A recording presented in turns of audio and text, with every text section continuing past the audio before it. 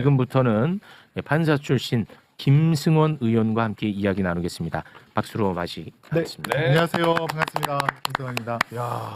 굉장히 좀 충격입니다. 저는 개인적으로 지금 오늘 굉장히 그 역사적인 날이거든요. 첫 구형. 내란과 관련해 가지고는 오늘 이제 첫 구형이 있는 날이기 때문에 이 정말 역사적인 날인데 내란 특검에서 한덕수에 대해서 15년을 구형했다는데 판사 출신으로 어떻게 보십니까? 아니 원래 방조로 기소할 때부터 좀 껄쩍지근하지 않았습니까? 네, 내란 특검이 방조만 했죠. 네, 방조로 기소할 때부터 그랬는데 그거는 이제 징역 5년 이상 아닙니까? 네. 근데 이제 이진광 부장판사가 딱 재판을 하면서 아니 이거는 방조가 아니라 중요 임무 종사자 아니냐. 그렇습니다. 공상 변경 검토해라. 그래갖고 이제 바꾼 거잖아요. 맞습니다. 그래서 저는 최소 무기나 아니면 20년 정도는 구형할 줄 알았는데 15년 구형했다고 하니까 지금 이제 이 내란이 약간 그 범죄단체 조폭처럼 구성이 돼 있잖아요. 네. 매니가 윤석열이고 그다음에 김용현이고 한덕수가 세 번째나 네 번째 정도 되는 것 같은데 한덕수가 15년이면 그럼 김용현은 뭐 20년이나 아니면 무기징역.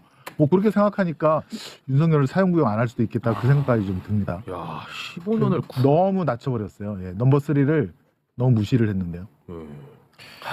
그리고 거짓말을 우리가 지금 재판 과정에서 본 게 한두 개가 아닌데. 한덕수. 아니 일단은 그 한덕수의 내란 방조는 뭐 너무 명확합니다. 뭐 CCTV 너무나 확실한 증거가 있죠. 자 그러면 내란 중요 임무 종사 혐의는 입증이 어느 정도 됐느냐? 이것도 제 관점에서는 100% 됐습니다. 당시 총리로서 계엄을 위해 할 수 있는 일을 다 했거든요. 그렇죠. 국무회의 정족수가 미달될까봐 그것을 한덕수가 다 꾸린 거 아닙니까? 맞아요. 그리고 반대할 사람은 빼고 찬성한 사람들만 할 사람들만 추려가지고 불렀단 말이에요. 그렇습니다. 심지어 송미령 장관한테 처음으로 독촉까지 했습니다. 빨리 오라고. 그 외형을 완벽하게 맞춘 한덕수 중요 임무 종사 행위를 했잖아요. 그렇죠. 그 이후에 강희구가 작성한 계엄 사후 선포문에 서명까지도 서명하고 뭐 그거 뭐 증거 인멸하고 한 것도 있는데 네. 이제 가장 중요한 게 내란 중요 임무 종사자로서 행위를 했느냐? 했잖아. 했습니다. 했고 범죄 후에 정황도 구형에 참작을 많이 하는데 한덕수는 사실 권한대행으로 내란 범죄를 감춰주려고 했죠. 옹호를 했죠. 그 다음에 자기가 직접 이제 플레이어로 뛰어서 대선 후보가 돼갖고 이 내란 범죄를 완전히 그러니까 감추려고 하지 않았습니까? 그런 것들과 함께 이 공소사실에 대해서 하나도 인정을 거의 안 하잖아요. 위증 하나 인정했나요? 그것도 그냥 확실한 증거가 나오니까 네. 그렇게 반성의 여지가 전혀 한덕수는 없는데 딱 하나 인정했습니다. 딱 하나. 헌재에서 위증했다. 네, 요거 네. 딱 하나 인정했어요. 예, 예. 네. 그러니까 반성의 기미도 전혀 없죠. 없는데 이런 사람을 어떻게 거의 제가 볼때 최저형을 갖다가 구형한 것 같은데요. 1심에서. 아쉽습니다. 야. 굉장히 아쉽습니다. 잠깐 한덕수의 혐의를 입증할 만한 그냥 뭐 영상 그 법정에서의 영상 정도 다시 한번 좀 저희가 꾸려봤는데 짧게 좀 보고 오겠습니다.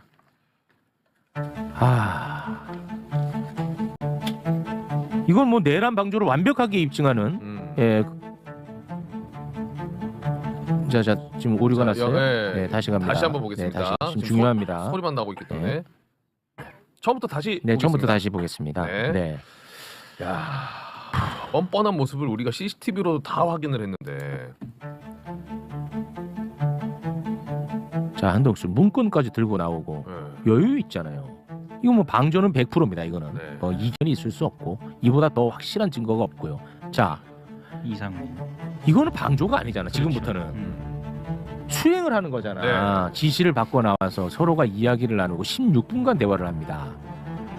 서로 계엄 문건을 갖고 서로가 협의를 합니다. 대적견실을 나가서 비상계엄 선포하러 하는 걸 말리지도 않지 않았습니까? 정말 아쉽게 생각합니다. TV에서 지금 군병력들이 투입되는 걸 보시는 거잖아요. 그럼 김용현한테 전화해서 확인할 생각은 안 하셨습니까? 비상계엄이라는 거는 있을 수가 없는 일이라 지난 40몇 년 동안 없었고 그걸 윤석열한테 말씀하시기 그랬습니까? 비상계엄을 하기 전에 꼭 국무회의를 거칠 필요는 없다는 건 안 하겠다 뜻 아닙니까? 국무회의의 뭐 성격이라 할까 이런 것들에 대한 그 인식 같은 게 있으시지 않았나 생각을 합니다. 제가 헌재에서 위증을 했습니다. 근데 조은석 특검은 구형 15년. 15년. 선회를 하자면 자꾸 저는 선회를 하는 습관이 있어갖고 굉장히 좀 그런데 한덕수가 76세 아닙니까? 네. 예, 나이가 많으니까 15년 구형하면 근데 거의 뭐 90대서 나오는 거 아니냐. 뭐 사실상 그런 고려를 그렇죠. 한 거 아니냐라고 그냥 선회를 하고 싶은데 사실상의 그다음에 이제 무기징역이다. 예, 저희가 이제 내란 범죄는 사실 이제 국회 동의 없이는 사면도 못하게 네. 저희가 지금 법을 발의를 해서 그럼 반드시 해야 될 예, 거고요. 통과를 시킬 테니까 네. 15년만 살려도 90세까지니까 그냥 그 정도면 충분하지 않겠냐라고 내란 특검에서 혹시 아니, 근데 생각했다면 나이 참작. 이게 보면은 검찰이 항상 요즘 잘하는 게 뻥구형이라고. 예를 들면 그런 거 있잖아요. 검찰이 10년 구형했다. 그럼 법원에서는 한 5년 네, 밑으로 맞아요. 선고하고 네. 거의 한 두세 배 이상 뻥튀기 시켜서 구형한다 그래가지고 뻥구형이라고 하거든요. 네. 근데 15년이라고 하는 것은 뻥구형이라고 볼 수는 없어요. 이게 뻥구형 가려면 한덕수한테도 막 사형 무기징역 이 정도는 구형해야 이제 뻥구형인 거죠. 이게. 네. 근데 이 사건에서는 상당히 그럼 갑자기 이례적으로 그걸 정밀구형이라고 저 하는데 내란 국무회의 네. 말고도 한덕수는 권한대행으로 있을 때 헌법재판관 임명도 안 했거든요. 맞습니다. 그 완전히 윤석열 탄핵까지도 지금 어떻게든 막아보려고 했었는데 그것까지 고려하면은 저는 15년 아니 이게 구형이라는 것이 우리 사회에 던지는 메시지가 굉장히 크지 않습니까? 그렇죠. 그 네. 자체가 상징적인 거죠. 상징적이지 않습니까? 그렇죠. 그리고 내란 관련해서 첫 구형입니다. 맞아요. 그거를 특검이 모를까요? 너무 잘 알겠죠. 그렇죠. 근데 15년을 던졌다는 것 자체가 난 이거는 매우 심각한 시그널이고 이거는 매우 심각하게 비판받아야 된다고 봅니다. 사실 많은 국민들은 구형이 사실 실제적으로 몇 년 받았다 선고로 착각하시는 분도 되게 많거든요. 그리고 사실 아시지만 30% 가석방만 받는다고 하면 거의 한 4.5년 거의 10년밖에 안 사는 거예요. 그렇기 때문에 저는 이거 너무 잘못된 것 같아요. 아니 중요 임무 종사자에게 15년을 구형을 한다? 이거 참 참담합니다, 진짜. 15년 만약에 이게 선고가 15년이다라고 나왔다고 하면은 뭐 그나마 그럴 수 있다. 예, 뭐 그나마 그렇게 뭐, 생각을 네. 그런다면 그 정도는 납득할 수 있는데 그렇다면 구형은 최소한 그거보다 훨씬 높게 해야죠. 그렇죠. 네. 예. 근데 만약에 지금 15년 구형했는데 재판부가 더 올려서 무기까지 가기는 실질적으로는 어렵나요? 아니 뭐 사실은 이제 요즘 중요 사건일수록 대장동 사건도 그렇고 재판부가 검찰 구형을 무시하고 그냥 이제 독자적으로 판단하는 사례들이 좀 늘어나고 있기는 합니다. 그리고 이진관 재판장이라면 또 더욱이 또 그럴 가능성이 좀 높다고 보기 때문에 구애되지 않고 선고를 할 것 같다라는 생각은 듭니다. 그거는 뭐 재량이라는 거군요. 아니, 전혀 구속되는 게 없습니다. 아. 법적으로. 근데 저는 그냥 걱정되는 선고만 하는 게 거죠. 특검이 구형을 이렇게 약하게 해버리면 국민의힘에서 또 이렇게 들고 일어날 거라고요. 그럴 수 있죠. 너희들이 임명한 그 특검도 15년밖에 안 했다라고 하면서 네. 들고 일어날 거예요. 그렇습니다. 아, 진짜 힘이 너무 빠진다, 그러네. 진짜. 이 중요 임무 종사를 이런 식으로 해버리면은 이거 참 이거 너무 힘 빠지네. 그동안 방송 자체를 한덕수가 무기 아니면 사형을 받을 수밖에 없는 이유를 정말 오래 다뤘었는데 네. 구형 자체를 15년을 한다는 거는 아니 근데 그 동안에 보면은 그 내란 특검이 그 상복 입고 나오고 그렇죠. 그럼 재판하는 거 보면 우리가 이제 직위원 얘기를 워낙 많이 하다 보니까 이 특검에 대한 이야기를 많이 못했는데 너무 매갈이 없고 맞아요. 그랬거든요. 아 진짜 화가 날 부분에 대해서도 뭐 매갈이 없이 대응한다든지 그런 부분을 저희가 많이 봤었단 말이죠. 그렇습니다. 네. 그게 일련의 과정들이 지금 이번에 이걸로 다 표출된 것 같아요. 사실 이제 그 방조로 기소한 것도 문제고 두 번째는 내란 피고인 김용현의 변호사들이 그렇게 난리를 치는데도 네. 특검이 정말 무기력하게 아무 소리 못 한다든가 물론 그 책임은 재판장인 직위원한테 일차적인 책임이 있지만 특검도 내가 검사인데 어떻게 법정에서 그렇죠. 검사를 이렇게 모욕하고 그다음에 공격할 수 있느냐 당당하게 얘기를 해야 되는데 되게 그 소극적으로 네. 도망치듯이 막 하는 것도 좀 봤고요. 네. 그래서 좀 이상하다는 생각은 들었는데 그러니까 의욕이 없다, 네. 사명감이 없다라는 생각은 들었거든요. 네. 근데 정말 그 이 구형도 사실은 너무 약하다. 그 이 큰 범죄의 넘버 3인데 네. 넘버 3를 15년 해버리면 그 위에 넘버 1, 넘버 2는 어떻게 하란 말이냐. 그럼 밑은 또 어떻게 하란 말이에요? 그럼 저는 낮아지겠죠. 예. 그러면 이게 이제 군사법원에서 이제 직접 수행했던 뭐 여인영이라든가 박한수라든가 예, 문상원이라든가 이런 사람들은 그 아래쪽으로 가지 않을까요? 예. 그럴 가능성이 높습니다. 이제 형식적으로 보면 당연히 그렇게 가야죠. 근데 그렇게 가면 안 된다고 저는 생각을 네, 하고. 그래서 이 네. 확실하게 여기서 메시지를 잘 내야 됩니다. 예. 그래서 최소한 아마 여인영이나 막 이런 사람들에 대해서도 한덕수보다 미치긴 하지만 이 사람들은 실제로 뭐 국회를 봉쇄하거나 아니면 출동하거나 누군가를 체포하고 잡고 심지어 죽이려고 하는 데까지 직접적으로 관여했던 군인들이잖아요. 그러니까 이 사람들에 대해서는 그 가담 정도는 이 사람들 지위는 한덕수보다 낮지만 가담 정도는 그 비교할 수 없이 높다라고 해서 당연히 이거보다 훨씬 더 높게 구형을 해야 된다고 저는 생각을 합니다. 한번 그거 지켜봐야 될 것 같아요. 네. 한덕수 구형과 관련해서는 이 정도에서 좀 마무리하고 네. 혹시 뭐 나오는 소식 있으면 중간중간에 좀 전달해 주시면 좋을 것 같습니다. 알겠습니다. 네. 김기현 변호사님도 네. 계속 앉아 계세요. 지금 기분이 안 좋으니까. 네, 앉아 계세요. 검사 출신, 판사 출신 이렇게 필요합니다. 네. 또 이러다가 이제 기어서 나가야 돼. 네. 혼나는 자리입니다. 자, 그러면 사법부 이야기 잠깐 좀 한번 해보겠습니다. 네. 천대엽 법원 행정처장. 천대엽이가 김용현의 변호인 권우현, 이하상 변호사를 고발을 했네요. 항상 그 아주 세상이 시끄러워지고 엉망진창이 돼야 그때서야 천대엽이 좀 나섭니다. 네, 고발했죠. 네, 사법 질서 전체에 대한 중대한 범죄 행위로 규정을 하고요. 법적 대응에 나선 그런 상황입니다. 일단 법정 모욕, 명예훼손 등의 혐의를 적용을 했고요. 그 김용현 변호인 2명에 대해서 이렇게 지금 고발을 했고요. 네. 감치 명령 받은 지 6일 만에 참 너무나도 제 기준으로 봤을 때는 늦게 지금 그렇지. 대응을 한 것 같습니다. 네. 서울중앙지법 차원에서도 좀 나선 게 있던데요. 네, 대한변협 등에 통보를 했습니다. 두 변호사들에 대해서 징계 사유가 발생을 했다고 일단 통보를 했고요. 네. 그리고 지금 뭐 이진관 판사 같은 경우에는 감치 명령을 재집행하겠다고 이미 입장을 내놓은 그런 상황입니다. 네. 그런데 좀 오히려 적반하장으로 이 두 변호사 있지 않습니까? 네. 감치 명령이 위법이라고 주장을 하면서 오히려 이진관 판사를 형사 고발을 하고요. 손해배상까지 청구를 한 그런 상황입니다. 감치 명령 때문에 정신적 피해를 입었다는 뭐 거죠. 그렇다라고 주장을 하고 있습니다. 네. 그래서 지금 변협 차원에서도 아까 뒤늦게 이제 입장 나온 게 이 두 변호사 조사위에 직권 회부하겠다라는 입장까지 나왔더라고요. 변협에서도. 네. 근데 나는 여기에 대해서 천대엽이한테 한마디 하고 싶어요. 천대엽이가 이번에 그 고발하면서 고발의 이유를 얘기를 했는데 네. 그 보면은 재판 제도에 대한 신뢰를 떨어뜨려 법치주의를 훼손하게 된다라는 네. 거거든. 네. 그 지기현이가 만든 거야.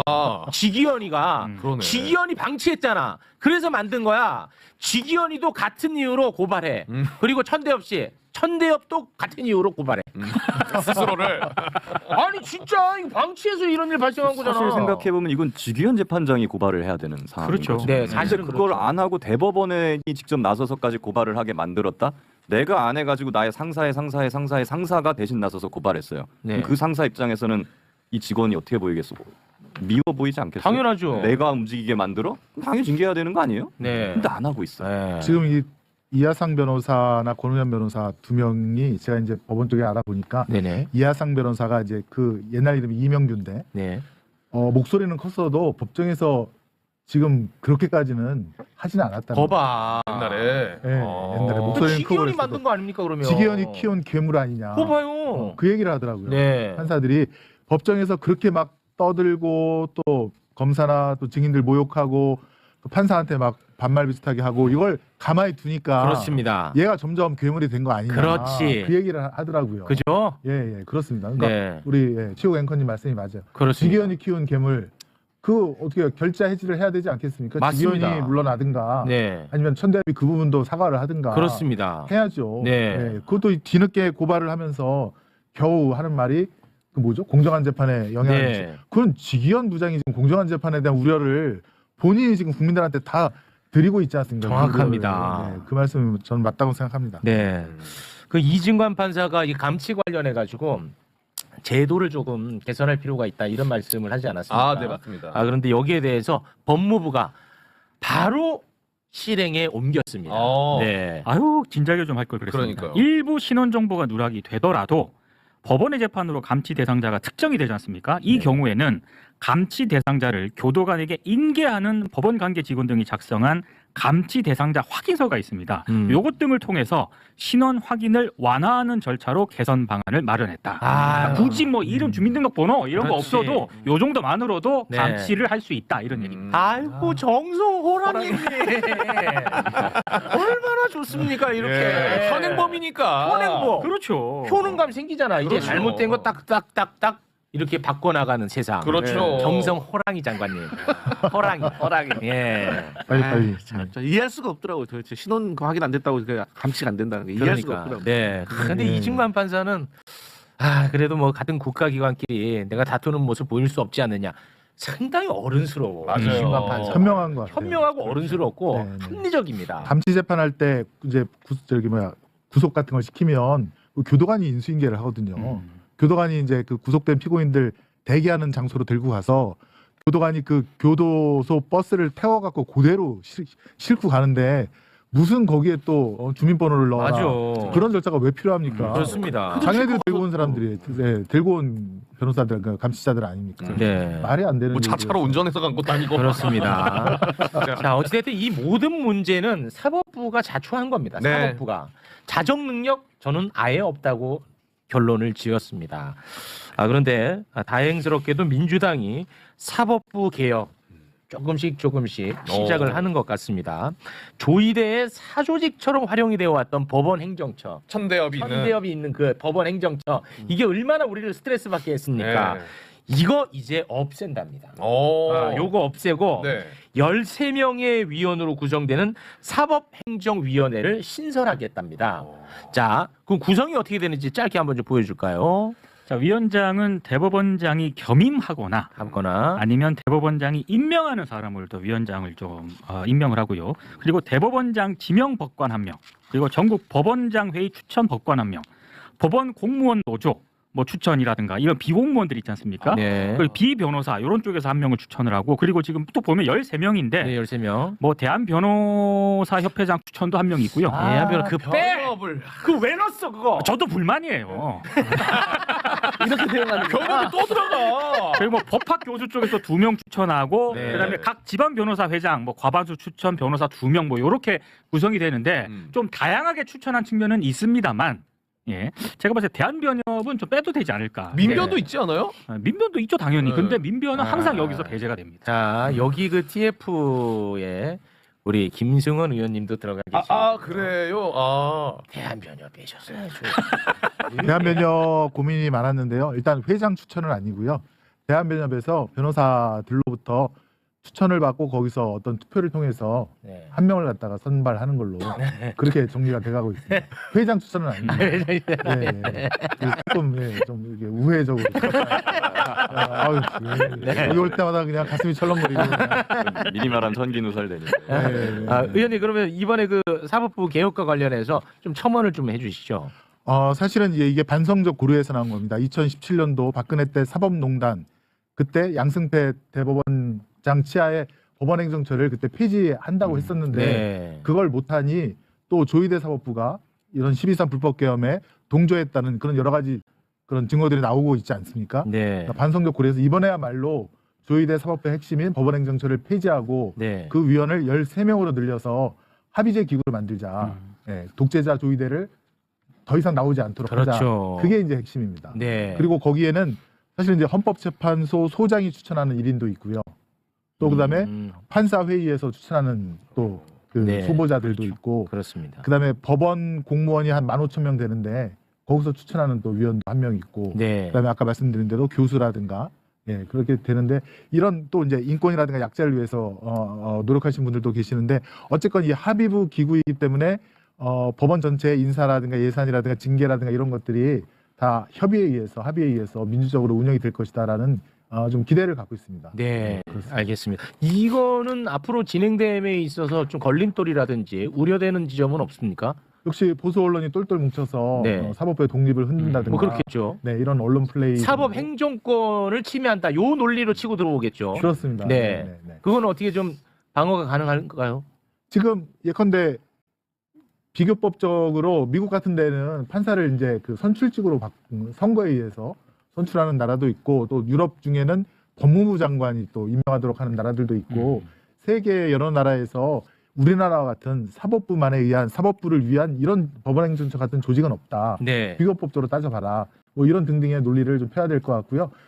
제가 볼 때는 12월 3일날 특히 이제 조이대 법원행정처가 이 불법 계엄에 동조하는 어떤 행위를 했는지가 그렇죠. 내란 특검 수사에서 나오기 시작하면 네. 국민적인 여론도 네. 상당히 사법부 개혁에 대해서 그렇습니다. 힘을 좀 받을 것 같습니다. 네. 이것도 역시 내란 특검에서 좀 힘을 내야 됩니다. 이제 요걸 가지고 이제 다 위헌이라고 지금 보수 언론이 그렇죠. 국민의힘에서 주장을 네네, 하는데요. 맞아요. 네. 한마디만 받아쳐드리면 네. 헌법 101조에 사법권은 법관으로 구성된 법원에 속한다. 요걸 근거로 하는 거예요. 법관으로 구성된 법원이 사법권을 행사해야 되는데 인사 예산 이것도 사법 행정권이니까 사법권이다. 그러니까 이거는 법관들만 행사해야 돼. 근데 왜 법관이 아닌 애들이 자꾸 들어와가지고 하려고 하는 거야? 맞아요. 그러니까 이거 위헌이야? 라고 주장을 하는 거거든요. 네. 그런데 그런 식으로 따지면 우리 대법관 추천할 때요. 네.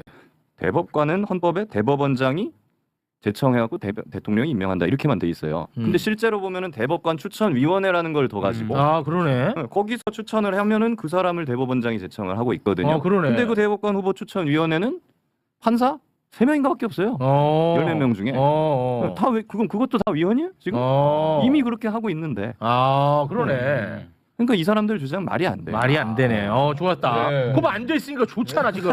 지금 위기 국면에 서로 한 힘을 합쳐야지. 아 좋았습니다. 네. 네. 근데 대법원장이 위원장을 직접 만든다는 건 좀 위험하지 않습니까? 이란인데요. 예. 일단은 저희는 그 위원들 중에서 비법관 위원들 중에서 전국 법관 대표자 회의의 추천으로 국회에서 인사청문회를 거친 사람을 대법원장이 임명하는 것으로 그렇게 지금 이제 제도를 설계를 했는데 하도 이제 보수 언론이 공격을 하니까 그러면 대법원장도 위원장직을 맡을 그런 이안을 갖다가 넣긴 했습니다. 근데 그거는 이제 국민의 어떤 여론을 좀 수렴을 해야 될 수렴해야겠습니다. 알겠습니다. 두 분 좀 바쁘시겠지만 이 검찰 이슈 하나만 좀 하고 가시면 안 될까요? 네네네. 아 굉장히 끙끙 앓으시네. 검찰 이슈 짧게. 네 진짜 짧게. 예, 알겠죠? 정의기현. 정의기현 TV 구독 안 할 거야? 최욱 형님. 네. 짧게 갑니다. 짧게. 네. 검사들은 외부에서 수사에 대해 살짝만 이야기해도 아주 큰일 나는 것처럼 난리 부르스를 치죠. 그렇죠. 그런데 김건희가 수사에 개입하고 김건희가 검찰 인사에 개입하는 것은 또 봐줄만 한가 봅니다. 김건희 맞춤형 검찰 인사에 정황이 있었죠. 예전에도 한번 저희가 다룬 바 있는데 잠깐 한번 또 소개 부탁드립니다. 자, 2024년 5월 2일에 이원석 당시 검찰총장이 그 명품백, 디올백 수수 사건 수사팀 구성을 지시를 합니다. 네. 자, 그리고 이틀 뒤인 4일에 5월 4일에 윤석열하고 박성재가 통화를 하고요. 네. 또 5월 12일에 윤석열하고 박성재가 4차례 통화를 합니다. 네. 그리고 그 다음 날인 5월 13일 박성재 법무부 장관 주도로 검찰 고위 인사를 단행을 합니다. 싹 바뀝니다. 이원석의 그 손발을 다 잘라버리죠. 네. 그리고 그 다음 날 5월 14일에 이원석 검찰총장이 네. 7조 동안 침묵하는 네. 소극적 저항을 하게 되죠. 네. 그렇습니다. 그런데 이 일련의 과정이 담긴 내용, 그 찌라시가 당시에 돌았었나 봅니다. 내란 특검이 이제 2024년 5월 15일 김건희하고 박성재가 주고받은 텔레그램을 복원을 했는데 네. 그때 이제 그 김건희가 그 찌라시를 보냈다는 거예요. 다시 한번 또 소개해 주시죠. 찌라시 내용이 재밌습니다. 이원석 총장이 대통령실로부터 사퇴 요구를 받으니까 이에 대한 항의성으로 김건희에 대한 신속 수사를 지시했고 결국 수사팀 지휘부가 교체됐다. 이 지라시를 김건희가 박성재에게 네. 보냅니다. 요까지 저희가 예전에 한번 전달했어요. 맞아요. 그런데 이것만 보내지 않았을 거다. 다른 텔레그램 내용이 궁금하다. 요런 얘기까지 하고 요거 이제 마무리가 됐는데 네. 다른 텔레그램 내용이 이번에 공개가 됐는데요.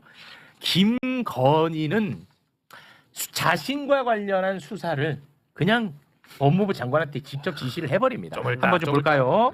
내 수사 어떻게 되고 있나요? 와, 김혜경, 김정숙 여사 수사는 왜 진행이 잘 안 되는 거죠? 와, 이거 뭐 진짜. 직접 수사지. 내 거는 빼고 김혜경, 김정숙 수사는 빠르게 가고 이 최악의 수사 지시를 하는 것 같습니다. 개인적으로 과연 여사라는 그 존칭을 썼을까 이런 의문은 좀 듭니다.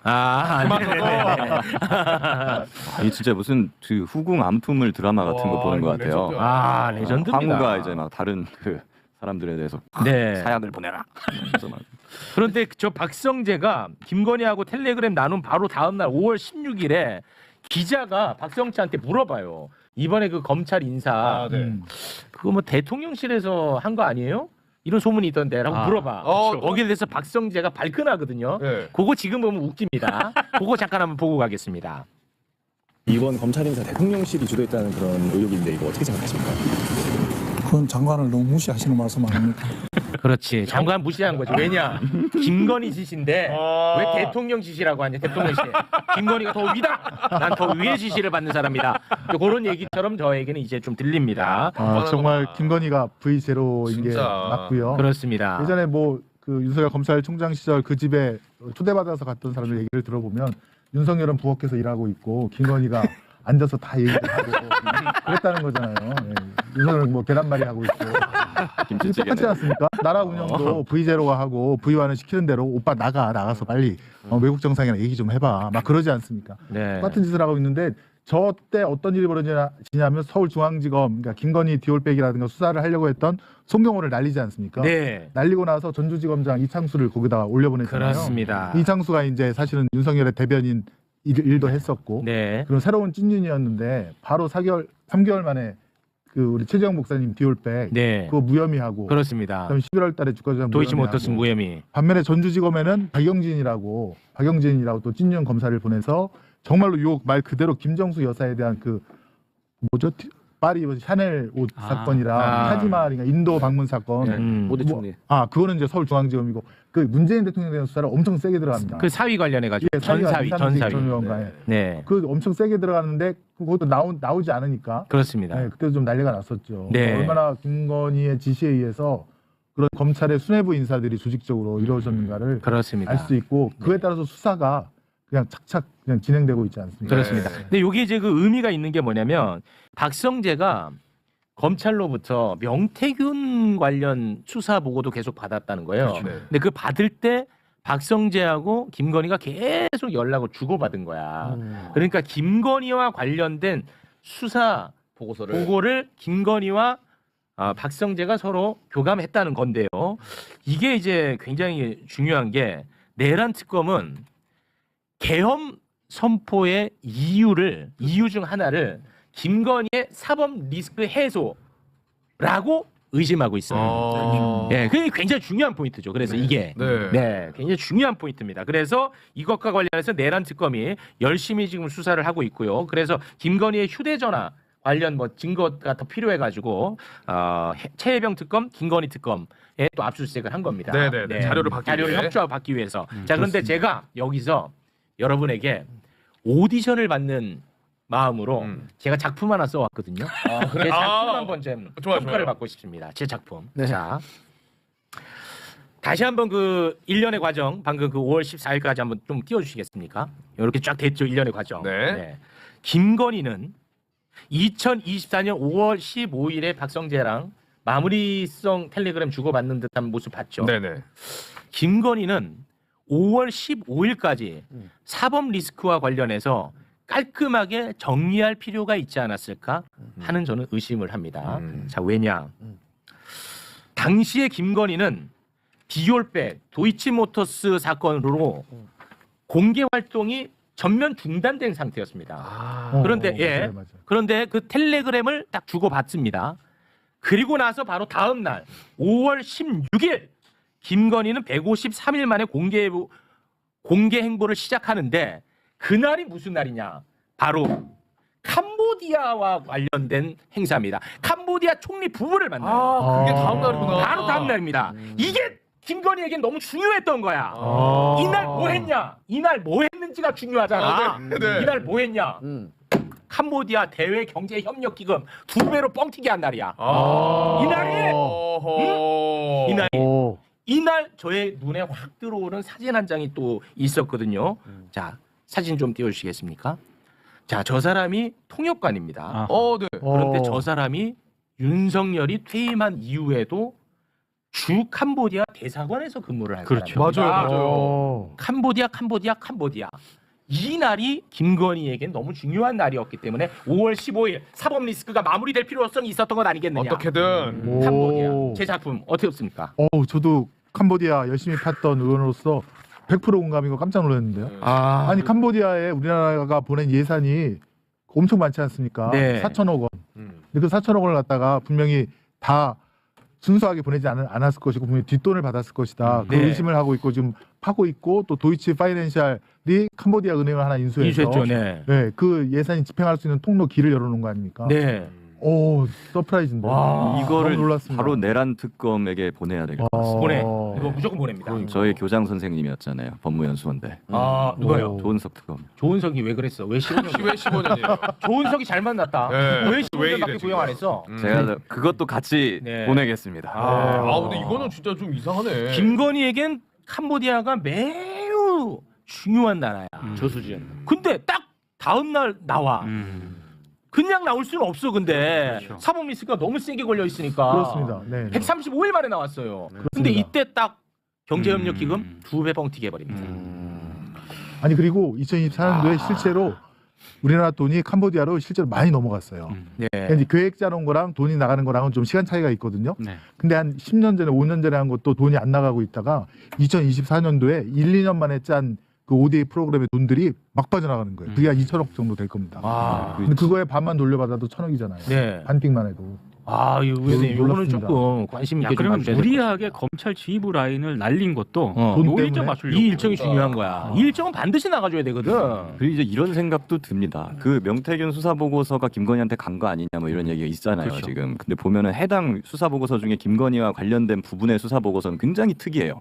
보통은 검사나 수사가 한 명만 도장을 찍거든요. 이름 쓰고 수사 보고서에. 근데 해당 수사 보고서는요. 검사 7명이 도장이 찍혀 있어요. 그거 굉장히 이례적인 거거든요. 뭐 가치 책임을 지자. 이건 뭐냐면 어. 외압이에요. 왜야? 위에서 이걸 수사 못하게 하고 뭔가 자꾸 외압이 들어오니까 평검사들이 이건 못 참겠다. 야, 다 도장 찍어요. 일로 와, 이름 사인해. 라고 하고 들이받아버린 겁니다, 이거는. 이러니까 김건희 수사해야지요. 라고. 그런 것까지 아마 김건희한테 다 간 거 아닌가. 어쨌거나 뭐 저 자꾸 있으라 그래갖고 내가 있으면서 이거 이번에 이제 보이나 이거? 이거 그다음 정의기현 TV. 제가 여기 막 이렇게 썼어. 이제 보이나? 정의기현 TV. 저희 경기도당 TV도 경기도당 TV, 김승원 TV, 정의기현 TV. 우리 고맙습니다. 경기도당 선대위원장님이십니다. 아, 그래요? 아, 두 분이 또 정의규현. 아, 한통속이에요? 두 분? 지난 대선 때. 아, 지난 대선 때. 네, 알겠습니다. 아무튼 이 캄보디아 건 두 분 다 워낙 우리 김승원 의원님은 캄보디아 건에 대해서 굉장히 그렇죠. 예, 많이 꽂혀 폈던 분이거든요. 있습니다. 꽂혀 네, 있거든요. 네, 이거 네, 네. 큽니다. 크네요. 돈으로 보면. 네. 사실은 뭐 김건희가 캄보디아 총리 부부 만난 게 국위선양 때문에 만났겠습니다. 그럴 일은 없잖아요. 이거겠죠. 이거. 그렇겠죠. 그러네. 네.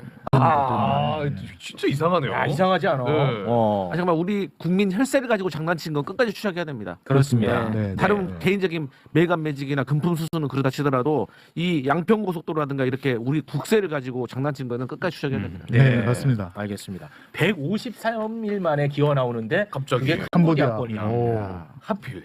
야, 이날 두 배로 증액했어요. 네, 네. 그리고 그 통역하던 녀석이 캄보디아로 가서 캄보디아 대사관에 가 있다니까. 거기서 그런, 네. 뒷일이라든가 실무일을 네. 보게끔. 그렇습니다.